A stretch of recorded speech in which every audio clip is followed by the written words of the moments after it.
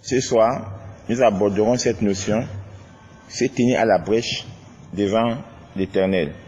Alors, je vais essayer de lire dans le livre d'Ézéchiel 22, dans le verset 30 et le verset 31. Alors, là, je dis le verset 30, le verset 31, qu'est-ce que ça dit? J'ai cherché quelqu'un qui serait prêt à construire un mur d'enceinte ou prêt à se tenir à la brèche des murailles pour défendre le peuple et m'empêcher de le détruire. Mais je n'ai trouvé personne. Verset 31. Alors j'ai déversé ma fureur sur eux, je les ai détruits dans le feu de ma colère et je leur ai fait supporter les conséquences de leur conduite. Je l'affirme, moi, le Seigneur Dieu. Amen. Donc ici, nous sommes en train de aborder ici, se tenir à la brèche devant l'Éternel. Lorsque nous sommes nés de nouveau, je vais le reprendre ce soir encore, quand nous sommes nés de nouveau, amen, par notre acceptation à Christ, nous sommes nés dans un véritable royaume spirituel. Voyez. Et dans ce royaume, nous y vivons. Vous voyez, nous y vivons et nous opérons désormais dans ce royaume. Donc, toute personne qui est née de nouveau vit dans ce royaume et vit dans ce royaume. Je ne sais pas de quel royaume, le royaume spirituel. Donc, toutes nos activités, vous voyez, tout ce que nous accomplissons au cours des journées, de manière quotidienne, tout ce que nous faisons se passe dans ce royaume, s'opère dans ce royaume. Vous voyez, il faut qu'on puisse comprendre tout part de là. Donc, quand je suis né de nouveau, je suis né dans un royaume spirituel et depuis ce jour, je dois comprendre que toutes mes activités tirent les sources de ce royaume. Que ce soit dans le physique, je dois me rendre compte que je vis dans un royaume spirituel, mais que mon corps est dans le physique. Vous voyez, donc toutes nos activités s'opèrent à partir de là. Donc, lorsque nous lisons les Écritures, vous voyez, nous devons savoir que la Bible est un livre spirituel. Vous voyez, la Bible est un livre spirituel.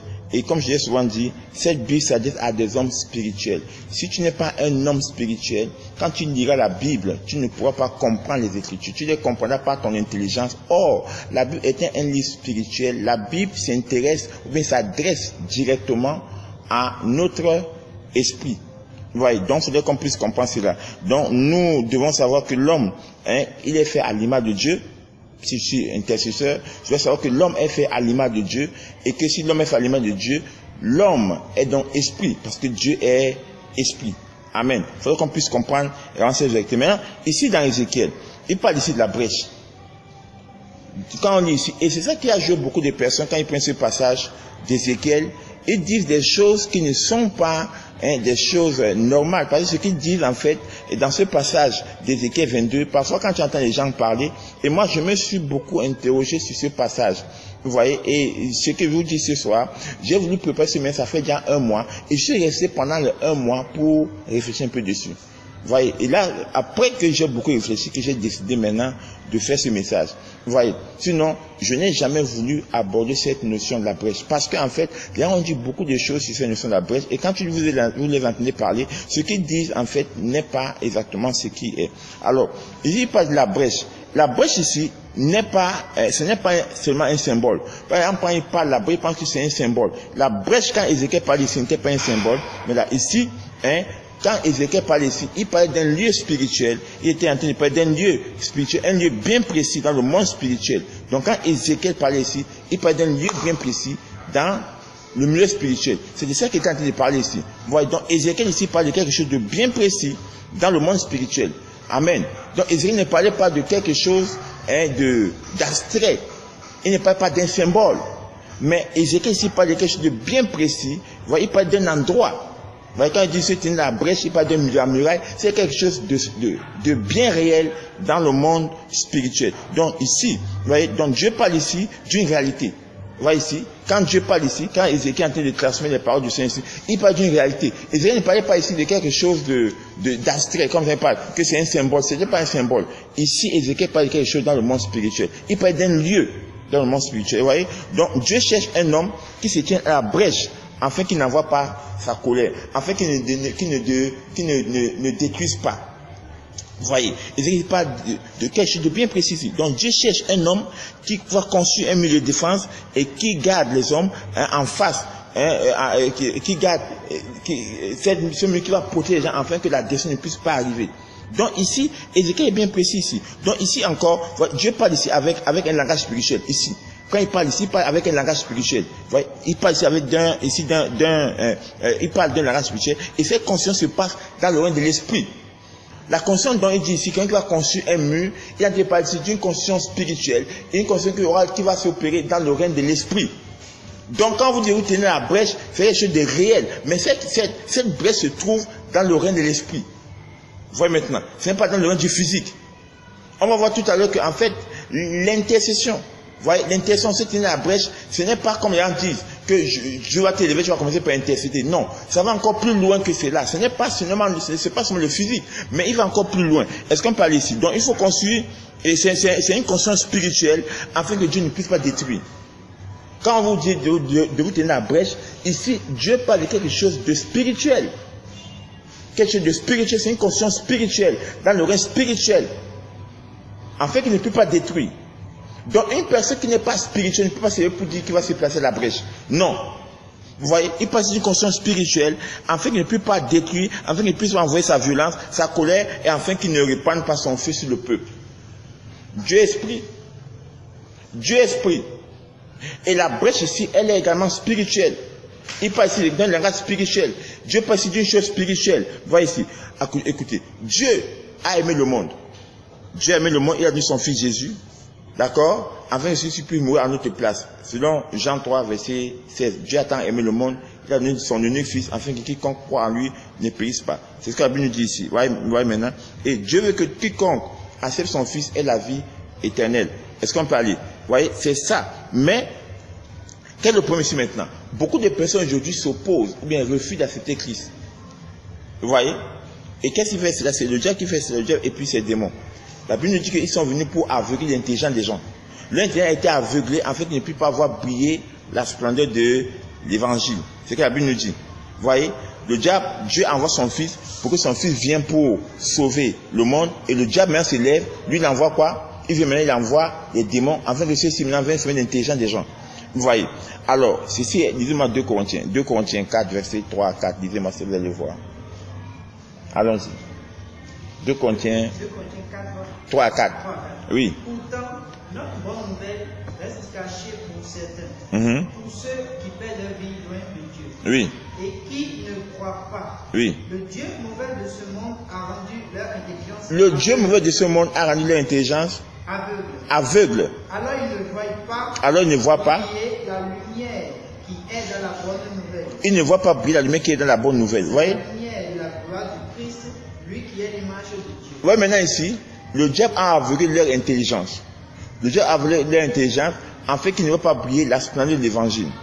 Vous voyez? Dieu envoie son fils, le diable lui envoie les démons pour aveugler l'intelligence des gens. Vous voyez?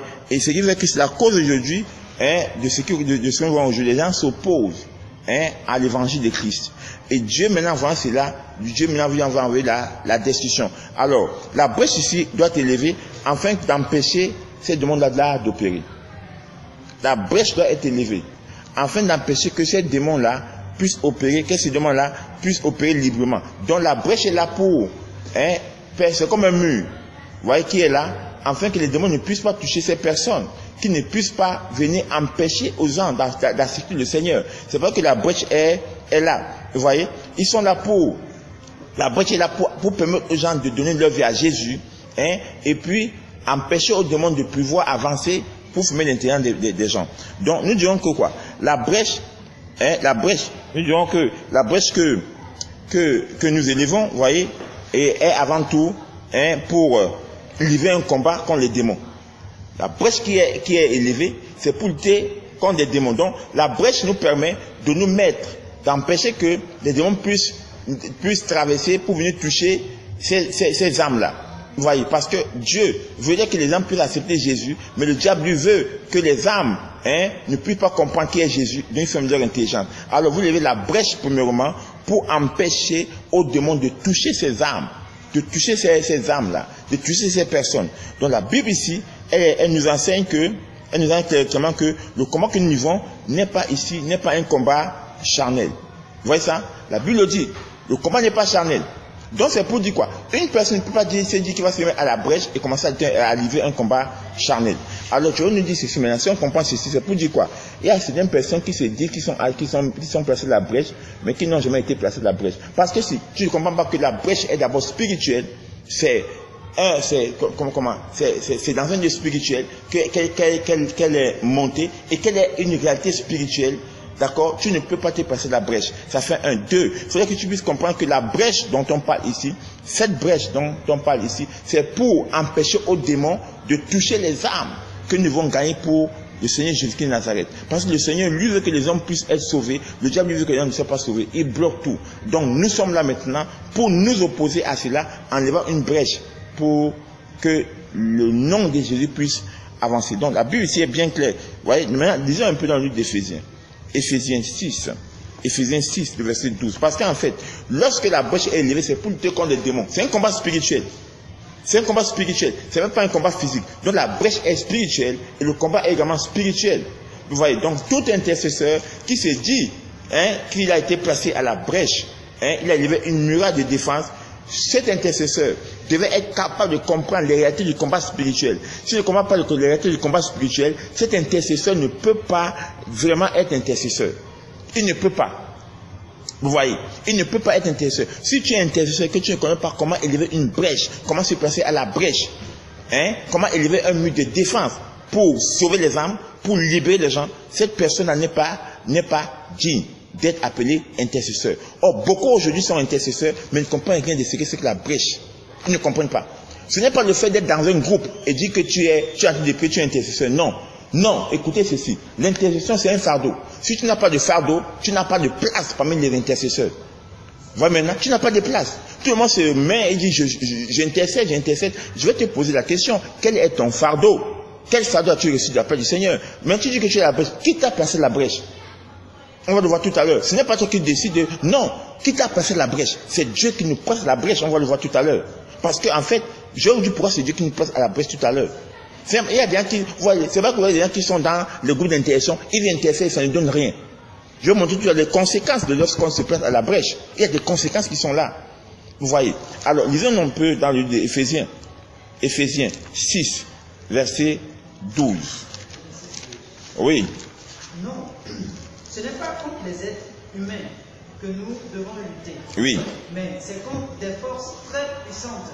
Contre des forces très puissantes, oui. Contre autorité et pouvoir. Oui. Nous devons lutter contre les puissances qui dirigent le monde de la nuit. Oui. Contre les esprits mauvais qui habitent entre le ciel et la terre. Amen. C'est combien? Éphésiens 6, verset 12. Vous voyez, est-ce que vous comprenez ce qu'il vient de dire là? Ici, le combat n'est pas un combat livré aux hommes, mais c'est un combat livré contre les forces du mal. Lisez-moi la même version. Prenez ma version. Lisez ici maintenant. Vous allez voir quelque chose ici. Le même verset. Allons-y. Lisez. Verset 12. Verset 12. Allons-y. Car ce n'est pas seulement de notre combat à nous qu'il s'agit. Il ne fait pas seulement de notre combat à nous. Non, ce n'est pas un combat de chair. Allons-y. Nous n'avons pas à lutter uniquement contre notre nature terrestre. On ne lutte pas contre notre nature terrestre. Allons-y. Ni contre le simple ennemi mortel. Ni contre les simples ennemis mortels. Ouais, c'est l'une des choses qu'il faut comprendre ici. Beaucoup de personnes pensent que le combat spirituel est dirigé contre des hommes. Non. Non. Il y a des gens qui sont en train de faire le combat parce que le combat est dirigé contre des hommes. Non. La Bible est bien claire. Le combat spirituel n'est pas dirigé contre des hommes d'abord. Allons-y. Contre les puissances occultes. Le combat spirituel est dirigé contre les puissances occultes. Allons-y. Contre une organisation spirituelle satanique. Contre une organisation spirituelle satanique. Contre les dictateurs invisibles. Comme des dictateurs invisibles qui cherchent à diriger le monde et à dicter sa loi au monde. Écoutez-vous, je vais vous dire ceci. Avant que les gens ne soient prises au sein d'une nation, au sein d'une communauté, il y a d'abord eu des conclaves dans le règne de l'esprit et les gens ont été pris là-bas et de manière maintenant physique, maintenant, cela arrive. Donc ici maintenant, le combattant spirituel doit être capable de s'opposer à ceci. Si vous ne vous levez pas pour prier, on prend n'importe quelle décision sur vous et vous êtes en train de subir. Et ce qui se passe aujourd'hui, les chrétiens, parce qu'ils ne se lèvent pas pour empêcher ceci, il y a des dictateurs dans le règne de l'esprit qui sont en train de donner, de diriger, de communiquer leurs lois et ces lois sont appliquées. Alors même dans le règne de l'esprit, vous devez vous lever pour empêcher, pour vous opposer à cela en tant qu'intercesseur. Allons-y. Qui, dans les ténèbres, veulent contrôler et régir notre monde. Ils veulent contrôler et régir le monde. Ici, vous voyez, il y a une organisation spirituelle qui veut contrôler tout le monde entier. Et si les gens ne se lèvent pas, ils ne peuvent pas s'opposer à cela. Si les gens ne se lèvent pas spirituellement, ils disent se lever spirituellement. Se lever spirituellement pour s'opposer à cela. Et c'est pas qu'il y ait des gens qui soient à la brèche pour empêcher que ces choses-là ne puissent se passer. Lorsque ces gens sont pris dans le règne de l'esprit, il faudrait qu'il y ait une brèche pour dire non dans le règne de l'esprit, pour s'opposer à cela. Mais Dieu ne trouve personne. D'où aujourd'hui les hommes souffrent, parce qu'il n'y a pas des hommes qui sont tenus à la brèche. Allons-y. Contre la légion des esprits démoniaques. Quand on a lutté contre la légion, vous voyez, on parle des légions, des esprits démoniaques, on n'a pas dit un démon, on dit des légions. C'est pour dire quoi? Comment on appelle? C'est un groupe de près de 3000 démons, des groupes comme ça, qui se lèvent pour imposer des lois. Vous voyez, une légion va entre 3000 et 6000 soldats. Donc c'est pour dire, on est face à faire entre 3000 et 6000 démons qui sont en train de lutter. Hein? Vous voyez, on n'a pas comme une légion, contre des légions. Vous voyez, qui sont là pour vouloir régir le monde. Et ce sont contre ces forces-là qui sont en train de lutter en tant qu'enfants de Dieu. Allons-y. Dans les sphères surnaturelles. Dans les sphères surnaturelles, vous voyez. Véritable agent du quartier général du mal. Véritable agent du quartier général du mal. Vous voyez maintenant? Vous voyez à quoi est-ce que les chrétiens sont livrés? Ils sont livrés à une véritable guerre spirituelle. La guerre, elle est spirituelle. Cette guerre n'est pas physique, elle est spirituelle. Donc, en tant qu'intercesseur, vous avez à lutter, à livrer une guerre contre ces forces. Quand on dit les aides spirituelles, contre les autorités et les dominations, contre les puissances, contre les organisations spirituelles, sataniques, contre les puissances occultes qui sont là pour régner. Ils sont en train d'opérer dans le règne ténébreux. Et vous, en tant qu'intercesseur, vous devez vous lever par vous mettre une brèche pour s'opposer à cela. Mais si vous ne le faites pas, il y a un problème. Donc, ici, on va voir quoi? Le combat se passe où? Dans un champ purement spirituel. Le combat se passe dans un champ purement spirituel ici. Vous voyez, dans un champ purement spirituel. Vous voyez, et quand on voit bien, la Bible nous parle d'une multitude qui est rassemblée. Une multitude qui est rassemblée dans la veille de jugement. Dieu, il y a des gens qui sont rassemblés dans la veille de jugement et Dieu veut libérer son jugement. Quand ces peuples, ces forces ont gardé certains peuples en captivité et ces forces leur ont communiqué un comportement, vous voyez, ils leur ont communiqué des paroles, ils leur ont communiqué un caractère. Et Dieu veut libérer son jugement. Et nous, en tant qu'intercesseurs, on doit dire non, Seigneur. Pas la brèche. Vous voyez, c'est comme un mur. On dit, Seigneur, tu ne peux pas le faire. En même temps, on est en train de nous opposer automatiquement à ces forces qui veulent agir pour les arrêter. Ce qu'ils envoient, vous devez être capable d'arrêter cela en tant qu'intercesseur. Vous arrêtez cela. Quand ces forces prennent les décisions, vous dites, Seigneur, nous nous opposons à telle chose. Vous adressez comme ça à ces forces. C'est ça, à ce que Dieu nous demande d'agir. Maintenant, regardez un peu, lisez un peu quelque chose. Joël 4. Joël 4, le verset 9 à 11. Vous allez voir quelque chose là. Vous allez voir quelque chose là, dans Joël 4. Dieu lui-même nous demande de faire ce travail. Allons-y. Joël 4, oui. verset 9 à 11. Oui. Annoncez ceci aux autres peuples. Annoncez ceci aux autres peuples. Préparez la guerre. Préparez la guerre. Réveillez vos combattants. Réveillez vos combattants. Que tous les soldats se mettent en route. Que tous ceux se mettent en route. Faites des épées avec vos socs de charrue. Oui. Fabriquez des lances avec vos fossiles. Oui. Que même les plus faibles se disent, nous sommes des combattants courageux. Oui. Vous, tous les peuples voisins. Tous les peuples, oui. Dépêchez-vous d'arriver. Rassemblez-vous. Toi, Seigneur, fais descendre tes combattants à cet endroit. Vous voyez maintenant? Dieu nous demande de nous préparer pour le combat. Il faut se lever. Dieu veut que les gens se lèvent pour combattre ces forces qui sont en train de garder les hommes et des femmes en captivité. Ces forces qui amènent des hommes et des femmes à s'opposer au salut. Vous voyez.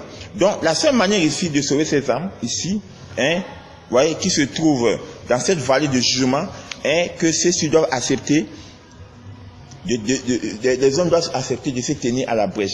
On n'a pas une autre manière de pouvoir aider les gens à travers le monde, à travers la nation. Non, qu'est-ce qu'il faut faire? Il faut accepter de se tenir à la brèche et de combattre les démons qui sont engagés à aveugler l'intelligence des hommes.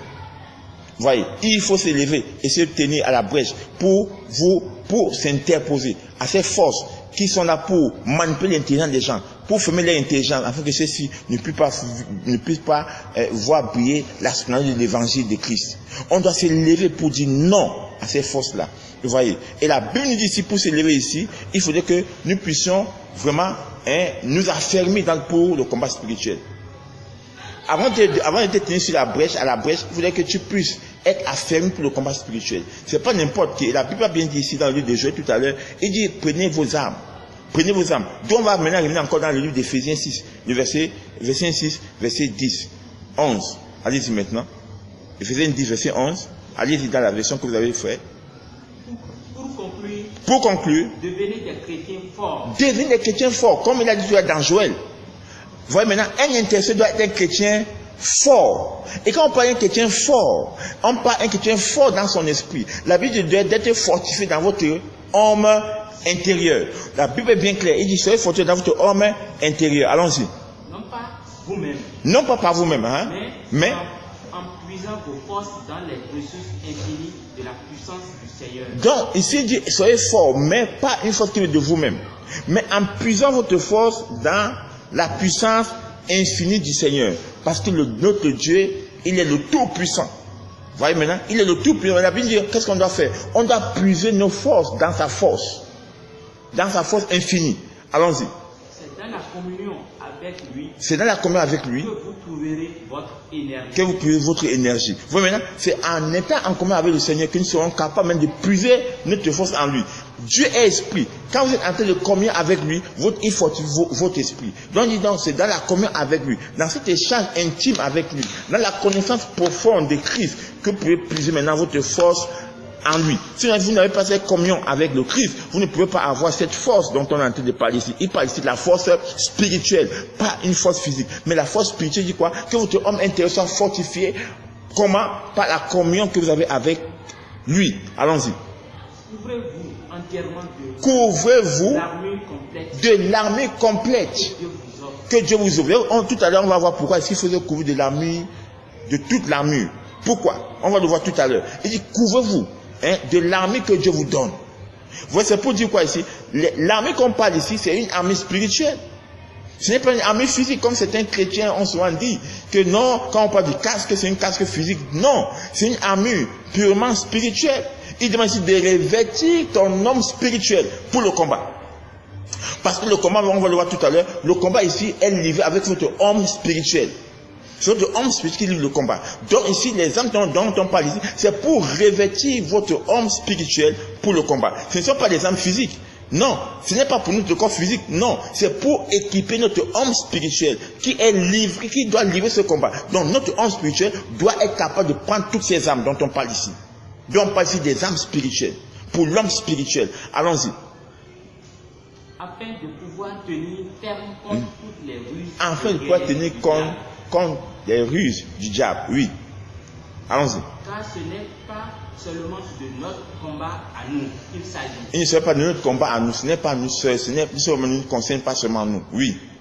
Nous n'avons pas à lutter uniquement contre notre nature terrestre. On n'a pas de contre notre nature terrestre. Ni contre de simples ennemis mortels. Ni comme des simples ennemis mortels. Il y a encore. Mais contre. Allez-y dans le verset 13 maintenant. Le verset 13. Voilà pourquoi. Il faut endosser toute l'armure divine. Toute l'armure divine.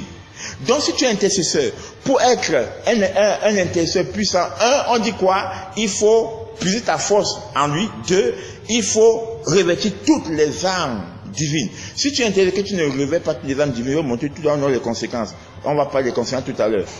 Si tu ne peux pas le faire, tu vas te trouver au tapis. Parce qu'on va le voir tout à l'heure. Le combat ici, c'est un combat réel. C'est pas un combat symbolique, c'est un combat réel. Et il y a des gens qui sortent du combat spirituel avec des séquelles. Donc la Bible dit ici, pour que tu ne puisses pas avec des séquelles, il faut que tu puisses revêtir toute l'armure divine. Allons-y, ça va? Afin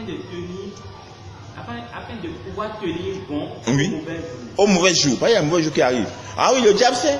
Il sait que quand c'est un mauvais jour viendra, c'est là qu'il viendra maintenant. Quand il y aura des mauvais jours, il sait comment il va venir. Donc il faudrait que tu puisses te préparer pour ce mauvais jour aussi. Allons-y. De faire usage de tout l'équipement que Dieu vous offre. Il faut faire usage de tout l'équipement que Dieu vous offre. Ce n'est pas vous qui allez amener votre équipement. Dieu. C'est moi-même. Écoutez-moi, je vais vous dévancer un peu. C'est Dieu qui nous place à la brèche. Et Dieu nous donne l'armure qu'il faut. Hein? Dieu nous place à la brèche. Ce n'est pas parce que je vais devenir intercesseur. Non. Dieu te place à la brèche. Donc il faut demander au Seigneur de te passer à la brèche. Ce n'est pas toi qui décides de te mettre à la brèche. Dieu te place à la brèche. Et Dieu te donne l'armure qu'il faut pour le combat spirituel. Vous voyez que quand on comprend ça, donc l'intercession, c'est autre chose. C'est un appel du Seigneur. Oui. Oui, c'est un appel du Seigneur. Tu ne pas appelé à l'intercession, tu rentres dedans, tu es rentré là pour te promener. Non. Dieu te place à la brèche. J'ai plus de temps pour comprendre ceci. Dieu te place à la brèche. Donc il faut demander au Seigneur, Seigneur, est-ce que tu peux me passer la brèche? C'est une demande au Seigneur, c'est une prière que tu fais au Seigneur. Pas que tu lèves un matin, quand tu as déjà bien mangé, tu iras à l'église. Qu'est-ce que je vais faire à l'église? Bon, je décide de devenir intercesseur. Écoute là, Dieu n'est pas comme ça. Il faut demander au Seigneur. Demander au Seigneur. Vous voyez maintenant? Seigneur, il faudrait que tu me parles à la brèche. Oui. Et quand tu es passé la brèche, Dieu maintenant te donne l'armure qu'il faut. Et Dieu maintenant te dit maintenant, prends cette armure, mets cette armure entièrement. Maintenant, allez. Tu peux maintenant faire pour le combat spirituel. Vous voyez maintenant? Est-ce que ça va, frère? Oui, allons-y. C'est le 13? Oui. Allons-y. Et de faire tout ce qui vous est possible si vous voulez repousser les attaques, remporter la victoire sur tous les ennemis. Écoutez ce qu'il est dit ici. Il dit quoi? Prenez toute l'armure de Dieu. Et même de faire quoi? Tout ce qui est possible. Faire tout ce qui est possible pour repousser les attaques. Remporter la victoire sur tous les ennemis. Et rester maître encore. Rester maître. Ce n'est pas que tu rentres dans le combat pour, je vais prier pour prier. Non. La Bible dit ici, tu dois tout faire pour remporter le combat. Tout faire pour repousser tous les ennemis. Tout faire pour être encore victorieux. L'intercession, c'est ça.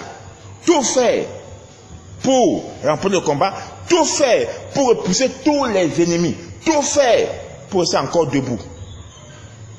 Vous voyez maintenant? Est-ce qu'on parle? L'intercession ne jette pas l'éponge. Non. Non. C'est pas ce qu'on a souvent vu. Hein? Comme je suis fatigué d'abord, je vais d'abord vraiment l'intercession. Non, c'est pas ça. Non. Regardez maintenant. 2 Corinthiens. Vous voyez, par exemple, le combat c'est dans un lieu spirituel. Il est dans un lieu spirituel et il faut pouvoir être un chrétien spirituel pour faire le combat spirituel. Si tu n'es pas un chrétien spirituel, tu n'es pas destiné à être intercesseur, tu n'es pas candidat pour la brèche. La brèche n'est pas pour tout le monde. La brèche est pour les 100% pour ceux qui sont des chrétiens spirituels, qui comprennent les âmes spirituelles et qui portent les âmes spirituelles. Vous voyez maintenant? C'est ça. L'intercesseur. Ce n'est pas un homme qui vient pour bavarder, non, ce sont des hommes et des femmes qui comprennent le combat spirituel, d'accord, et des hommes qui sont candidats pour le combat spirituel, qui sont prêts à avancer, quel que soit ce que l'ennemi a en train de faire. Et ils sont prêts à poursuivre l'ennemi jusqu'à son lieu de retrait. L'ennemi peut, ils vont le poursuivre, ils vont le traquer jusqu'à la fin. C'est comme ça. Parce qu'ils sont déjà victorieux. Est-ce qu'on peut aller? Donc c'est un combat spirituel, mais ce combat spirituel c'est pour les chrétiens spirituels. Il y a certains chrétiens qui ne sont pas spirituels. Il y a des chrétiens charnels. Le combat spirituel est pour les chrétiens spirituels. Est-ce que la brèche c'est pour les chrétiens spirituels? Ce n'est pas pour tout le monde. Être intercesseur, pour être intercesseur, il faut être un chrétien spirituel. Si tu n'es pas un chrétien spirituel, tu n'es pas candidat pour être intercesseur. Est-ce qu'on peut aller ici?